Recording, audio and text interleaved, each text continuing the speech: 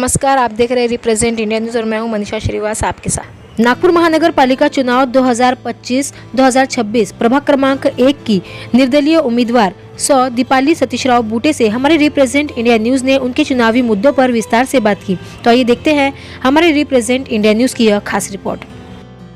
प्रभाग 1 मधून तुम्ही उमेदवारी म्हणून उभे आहे, तुम्ही मतदाराकडे जाताय मत मागायला, काय बोलणार तुम्ही परिचय देऊन सांगा। नमस्कार, मी दीपाली बूटे, प्रभाग क्रमांक 1 प्रीती सोसायटी मध्ये मी राहते आणि इथून मी नगारा या चिन्हावर अपक्षामध्ये उभी आहे। तर माझी एवढीच विनंती आहे की बा थोडंसं आमच्यावरही लक्ष ठेवाल की जनतेने आम्हाला 15 तारखेला म्हणजे वोटिंग करायला पाहिजे आणि बहुमताने असं निवडून द्यायला पाहिजे त्यांनी। की जनताने तुम्हाला निवडून द्यायचे। मी पहिलेपासूनच BJP मध्ये प्रवेश केला होता।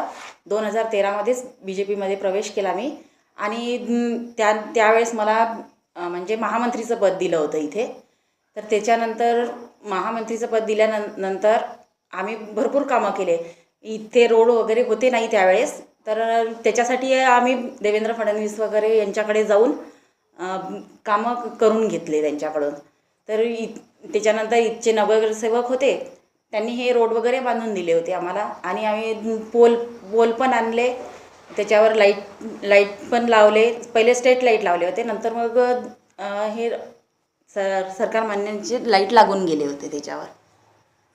तुम्ही BJP मध्ये कधीपासून आहे, किती वर्ष झाले कार्य करताना? मी 2013 पासून आहे BJP मध्ये, तर तेव्हापासूनच मी कार्यरत आहे। 2013 पासून तुम्ही BJP मध्ये कार्यरत आहे, परंतु पार्टीने तुम्हाला उमेदवारी न देता बाहेरची उमेदवारी आणले आहे का तुमच्या क्षेत्रामध्ये? काय नाही, बाहेरचे नाही आहेत, हे जुनेच आहेत। म्हणजे 2017 मध्ये जे निवडून आले होते तेच उमेदवार आहेत ते।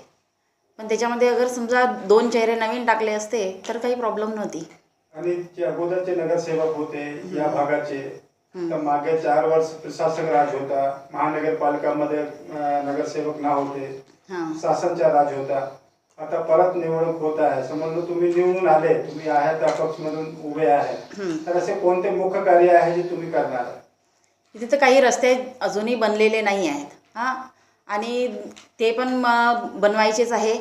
इथे लायब्ररी पण आहे नाही, तेही पण करायचं आहे। काही गार्डनचे पण कामं बाकी आहेत, गटर लाईन आहे, ते सुद्धा करण्याचा विचार आहे। आणि तुम्ही तुमचे जे प्रभाग 1 आहे, प्रभाग 1 चे किंवा तुमच्या क्षेत्राचे मतदारांना काय संदेश देणार आहे तुम्ही? 15 तारीखला निवडणूक होणार आहे, मतदान होणार आहे, काय म्हणणार मतदारांना? मी मतदारांना एवढीच विनंती करते की 15 तारखेला ज्यावेळेस मतदान करायला जाल तर त्यावेळेस माझ्या नावासमोरची बटन म्हणजे नगारा या चिन्हासमोरची बटन दाबून बहुमताने विजयी करावे। कोणकोणते एरियाचे समाविष्ट आहे जवळपासची माहिती तुम्हाला नाव?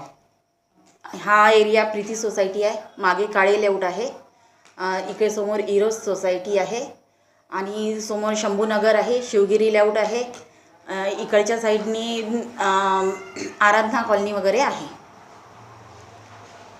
काळे लेआउटच्या मागे आर्यनगर वगैरे आहे।